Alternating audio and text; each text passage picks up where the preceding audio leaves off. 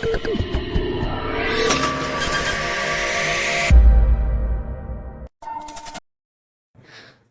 વિદ્યાર્થી મિત્રો, હું છું પીએમ સર. વિદ્યાર્થી મિત્રો, દરેક વિદ્યાર્થીનું શ્રી ગણેશ ક્લાસીસ ચેનલમાં સ્વાગત છે.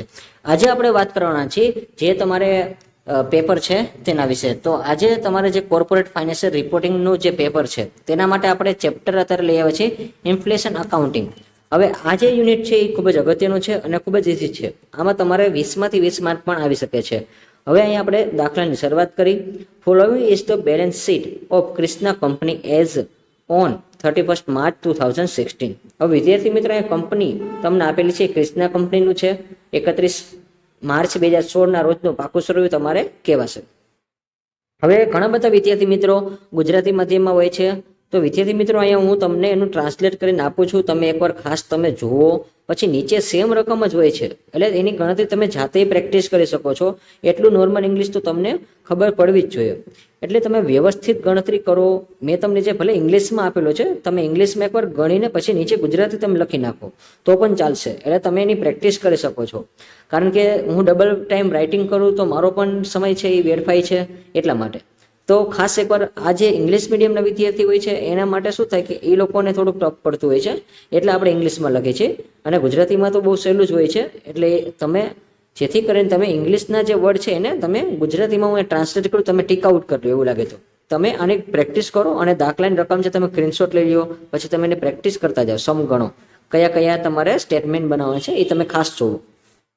હવે વિદ્યાર્થી મિત્રો, આમાં આપણે એક બેલેન્સ શીટ આપેલું છે, એમાં લાયબિલિટી. હવે લાયબિલિટી એટલે વિદ્યાર્થી મિત્રો આપણી જવાબદારી થશે દેવું, જેને આપણે દેવું કહેવાય છે. હવે એની અંદર આપણને ઇક્વિટી શેર કેપિટલ આપણને આપેલા છે. આ 2016ની રકમ છે વિદ્યાર્થી મિત્રો, એટલે ખાસ યાદ રાખજો. આમાં તમને બે બેલેન્સ શીટ આપશે, એક 17ની હશે એ જે નીચે હશે, અને 16ની આપેલી છે. એટલે જૂની વેલ્યુ અને નવી વેલ્યુ, આ બંને વેલ્યુ તમારે ધ્યાનમાં રાખવાની છે. હવે ઇક્વિટી શેર કેપિટલ છે એટલે ઇક્વિટી શેર મૂડી 5 લાખ છે. રિઝર્વ એટલે વિદ્યાર્થી મિત્રો અનામત થશે, એ તમારી પાસે 2 લાખ છે. મોર્ગેજ લોન એટલે કે તારણવાળી લોન કહેવાશે વિદ્યાર્થી મિત્રો, જે 2 લાખ છે. અને ક્રેડિટર્સ છે એટલે કે લેણદારો છે એ તમારા 1 લાખ છે. ટોટલ એનો 10 લાખ સરવાળો આપેલો છે. હવે અસેસની વાત કરીએ એટલે કાયમી મિલકત. કાયમી મિલકત વિદ્યાર્થી મિત્રો એની અંદર ફિક્સ અસેસ લખેલું છે, તો એ કાયમી મિલકત થશે અને એ તમારી 6 લાખ છે. જ્યારે સ્ટોક છે એ તમારી પાસે 1 લાખ છે. ડેટર્સ છે એ તમારી પાસે 2 લાખ છે. અને કેશ બેંક બેલેન્સ એટલે કે રોકડ સિલક અને બેંક સિલક જેને કહેવાશે એ તમારી પાસે 1 લાખ છે. એટલે કુલ સરવાળો બંને બાજુ સેમ જ છે. ત્યાર પછી આપણે વાત કરીએ વિદ્યાર્થી મિત્રો, નીચે એક આપણને નોટ આપેલી છે, એ વાંચી, એ અગત્યની હોય છે વિદ્યાર્થી મિત્રો. During the years 2016 and 17 total purchase. હવે જો એ વિદ્યાર્થી મિત્રો એને કુલ ખરીદી કહેવાશે. ખાસ યાદ રાખજો, 2016 અને 17 દરમિયાન અહીંયા તમને કુલ ખરીદી આપેલું છે. અને સેલ્સ એટલે કે વેચાણ થશે. અને એડમિનિસ્ટ્રેટિવ એક્સપેન્સ એટલે કે સંચાલનના ખર્ચા. તો અહીંયા તમને 3 નામ આપ્યા છે વિદ્યાર્થી મિત્રો. ખાસ તમે એકવાર રકમ સમજો. જો તમને એકવાર રકમ સમજાઈ જશે ને વિદ્યાર્થી મિત્રો, તો દાખલો ઇઝીલી તમને સમજાઈ જવાનો છે અને રોકડા તમારા 20 માર્ક આવી જવાના છે. હવે ટોટલ પરચેસ એટલે કે કુલ ખરીદી આપણને કેટલી છે? 5 લાખ આપેલી છે. સેલ્સ આપણને 8 લાખ આપેલું છે. અને એડમિનિસ્ટ્રેટિવ એક્સપેન્સ એટલે કે સંચાલનના ખર્ચા છે એ તમારી પાસે 1 લાખ છે રિસ્પેક્ટિવલી. એવું અહીંયા આપણો પહેલો પેરેગ્રાફ પૂરો થાય છે. ચલો વિદ્યાર્થી મિત્રો, સમજાઈ ગયું હું શું કહું છું? તમે એકવાર નોટ કરતા જાઓ. ટોટલ ખરીદી એટલે ટોટલ પરચેસ એટલે ટોટલ એટલે કુલ ખરીદી કહેવાશે. 5 લાખ આપેલા છે. સેલ્સ એટલે વેચાણ થશે. અને એડમિનિસ્ટ્રેટિવ એક્સપેન્સ એટલે સંચાલનના ખર્ચા છે એ તમારી પાસે 1 લાખ છે. હવે આ 2016 અને 17ના છે વિદ્યાર્થી મિત્રો, એટલે તમે નોટ ડાઉન કરો અને લખતા જાઓ. એકવાર રકમ સમજો. ત્યાર પછી લખેલું છે calculate 10% depreciation on fix assess. એટલે વિદ્યાર્થી મિત્રો તમારી જે ફિક્સ અસેસ એટલે કાયમી મિલકત આપેલી છે એને તમારે 10% ઘસારો ગણવાનો છે. હવે વિદ્યાર્થી મિત્રો, જો એ ફિક્સ અસેસ આપેલું છે, અસેસની નીચે તમારી ફિક્સ અસેસ 6 લાખ છે, એના તમે 10% કરો એટલે લગભગ 60,000 થશે. ત્યાર પછી આપણે હવે એમાં રૂપિયા આપેલા છે 1,60,000 ઇઝ સ્ટોક. હવે 1,60,000 નો તમને સ્ટોક આપેલો છે અને રૂપિયા 2,50,000 નું ડેટર્સ એટલે કે દેવાદાર આપેલા છે. અને 1,20,000 છે એ ક્રેડિટર્સ છે એટલે લેણદારોની રકમ આપેલી છે. તો વિદ્યાર્થી મિત્રો રકમ સમજો શું કહેવા માંગે છે. ફિક્સ અસેસ એટલે 6 લાખ છે તમારી પાસે, એને ડેપ્રિસિએશન એટલે 10% ઘસારો કરવાનો છે. પછી 2016 અને 17ની નવી વેલ્યુ, તો નવી વેલ્યુમાં સ્ટોકની નવી વેલ્યુ છે. સ્ટોકની નવી વેલ્યુ કેટલી છે? 1,60,000 છે. એવી રીતે ડેટર્સ એટલે કે દેવાદારો કેટલા છે? 2,50,000 છે. અને 1,20,000 છે એ તમારા લેણદારો છે.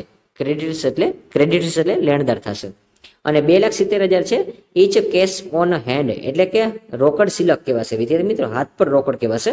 એટલે કે 2,70,000 છે એ તમારી હાથ પર રોકડ સિલક છે. અને એ કઈ તારીખ છે વિદ્યાર્થી મિત્રો, તારીખ જુઓ 31/3/2017 ની છે, એટલે કે લાસ્ટ યર કહેવાશે. એટલે શરૂઆતનું વર્ષ છે એ તમારે 2016 કહેવાશે અને આખરનું વર્ષ છે એને તમારે 2017 કહેવાશે. એટલે શરૂઆતમાં 2016 અને આખરમાં તમને 2017. ઓમ જોવો તો તમારી પાસે બે સ્ટેટમેન્ટ થશે અહીંયા. અને નોર્મલ પ્રાઇસ બેઝ ઇન્ડેક્સ વર એઝ ફોલો એટલે કે સામાન્ય ભાવ સપાટી વાળું કહેવાય. એટલે તમને એક ઇન્ડેક્સ નંબર આપેલા છે 31/3/2016 ના 400 છે, જ્યારે 31/3/2017 ના 600 છે અને એવરેજ બેનું 480 છે. હવે આમાં શું કરવાનું છે તો યુઝ અબવ ઇન્ફોર્મેશન. હવે તમને જે માહિતી આપેલી છે એના ઉપરથી prepare a final accounting as per a historical cost. હવે જો વિદ્યાર્થી મિત્રો અહીંયા તમને કીધું છે હિસ્ટોરિકલ, હવે હિસ્ટોરિકલ કે ત્યારે હિસ્ટોરિકલ મેથડ જ કરવાની છે, તો એમાં તમે હોરિઝોન્ટલ મેથડ કરશો તો નહીં ચાલે. અને આ કરંટ પરચેસિંગ પાવર એટલે સીપીપી એટલે યાદ રાખજો, કરંટ એટલે વર્તમાન થશે, પરચેસિંગ એટલે ખરીદી થશે અને પાવર એટલે શક્તિ. એટલે વર્તમાન ખરીદ શક્તિ તમારે શોધવાની છે મેથડ ઉપરથી. તો વિદ્યાર્થી મિત્રો અહીંયા તમારે આ રીતે તમારે એક સ્ટેટમેન્ટ બનાવવાનું છે હિસ્ટોરિકલ મેથડમાં અને ત્યાર પછી તમારે એને પ્રિપેર કરવાનું છે ફાઇનલ અકાઉન્ટમાં. તો આપણે આગળ જોઈએ સમનું પ્રેક્ટિસ કરી. હવે વિદ્યાર્થી મિત્રો તમને જો મેં નીચે ગુજરાતીમાં રકમ પણ આપેલી છે, ક્રિષ્ના કંપની લિમિટેડ છે, મેં તમને આખી મેં ઓલરેડી તમને સમજાવી જ છે ગુજરાતીમાં. સેમ એ જ રકમ છે 31/3/2016 ના રોજનું પાકું સરયું છે.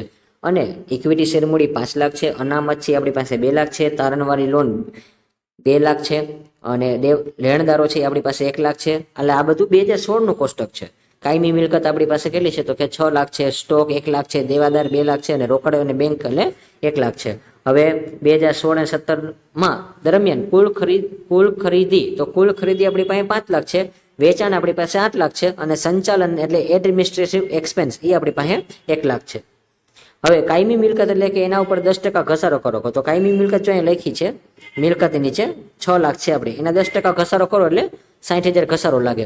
31/3/2017 ના રોજ સ્ટોકની કિંમત કેટલી છે 1,60,000 છે, દેવાદાર છે એની 2,50,000 છે, લેણદારો છે 1,20,000 છે અને રોકડ સિલક છે એ તમારી 2,70,000 હતી. આ બધી રકમ તમને 2017 ની આપેલી છે વિદ્યાર્થી મિત્રો.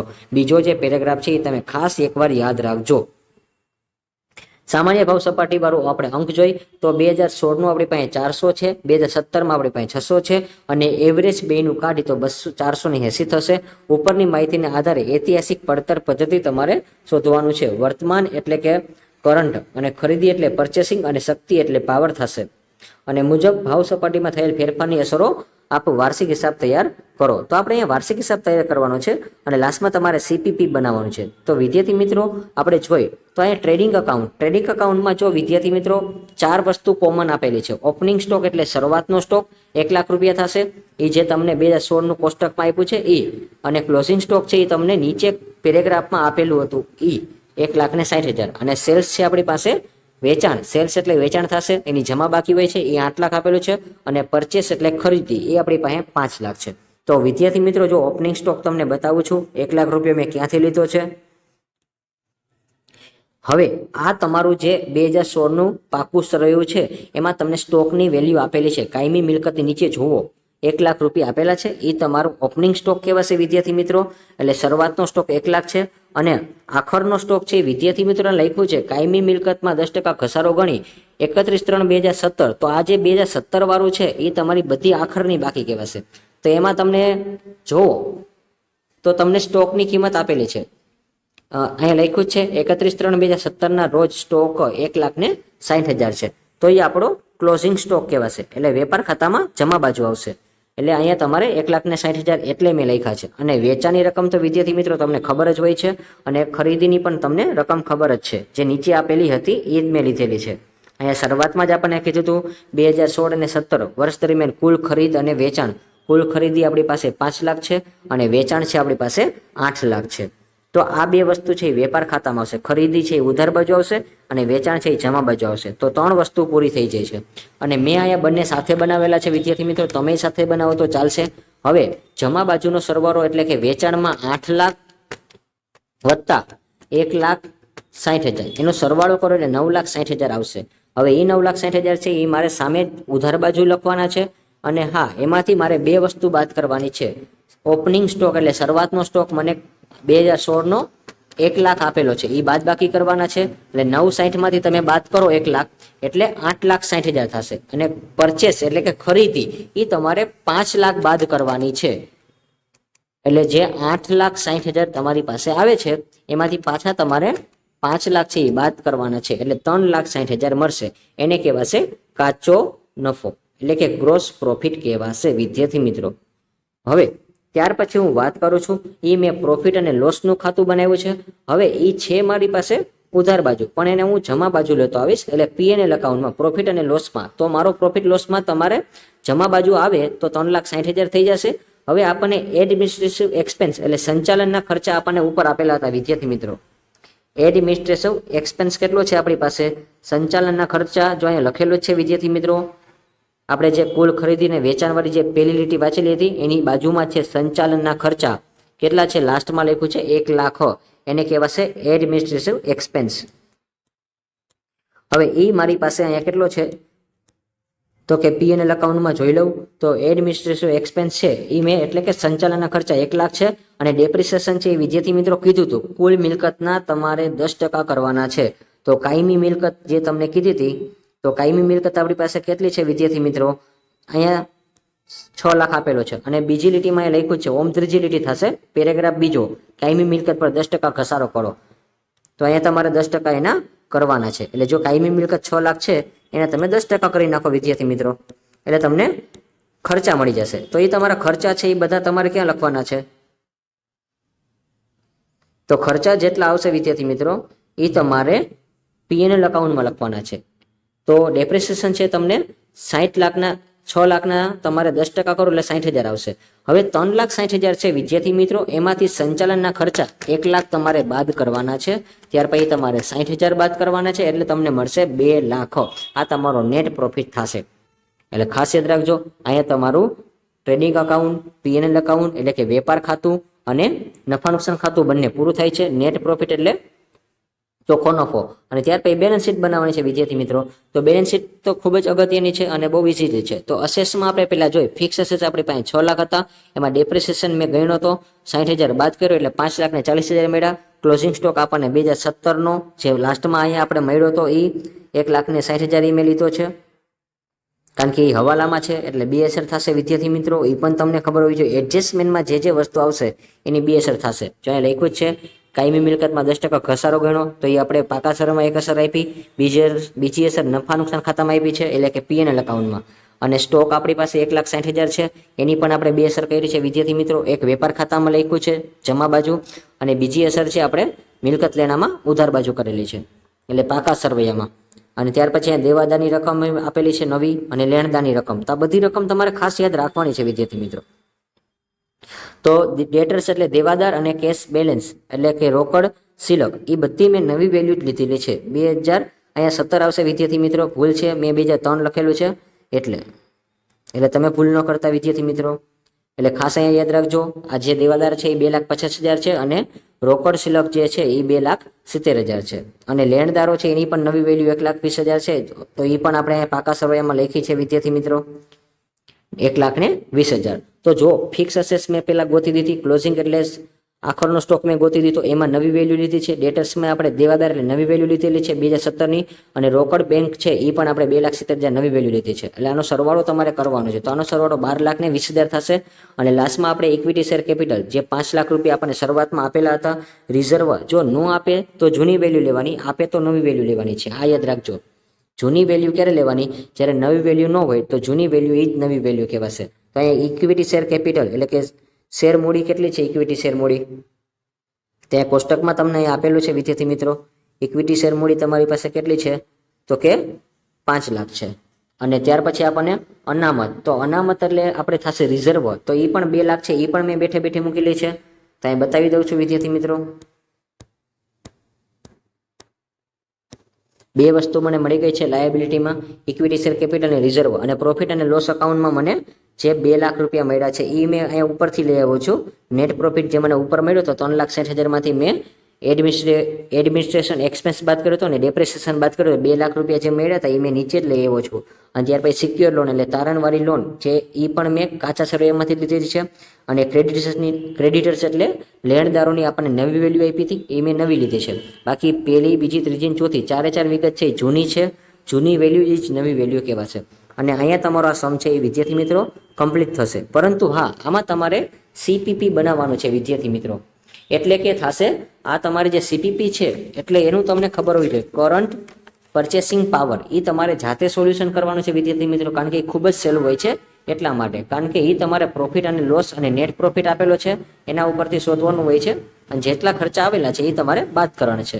અને વિદ્યાર્થી મિત્રો અહીંયા આપણું આ જે સમ છે એ કમ્પ્લીટલી થાય છે. હવે નેક્સ્ટ વિડીયો છે એ પણ તમને ટૂંક સમયમાં મળી જશે. અને વિદ્યાર્થી મિત્રો તમને જો વિડીયો ગમ્યો હોય તો મેક્સિમમ તમે એને શેર કરો. અને ઘણા બધા વિદ્યાર્થીઓ આપણી ચેનલ ઉપર ખાલી વિડીયો જોઈ લે છે, આપણી ચેનલને સબસ્ક્રાઇબ નથી કરતા. તો એને ખાસ મારી નમ્ર વિનંતી છે કે આપણી એક ચેનલ જે છે SGC એટલે કે શ્રી ગણેશ ક્લાસીસ એને તમે સબસ્ક્રાઇબ કરી લો, જેથી કરીને આવનાર તમામ આવી રીતે વિડીયોનું અમે તમને સોલ્યુશન આપશું. આવજો વિદ્યાર્થી મિત્રો, બાય બાય.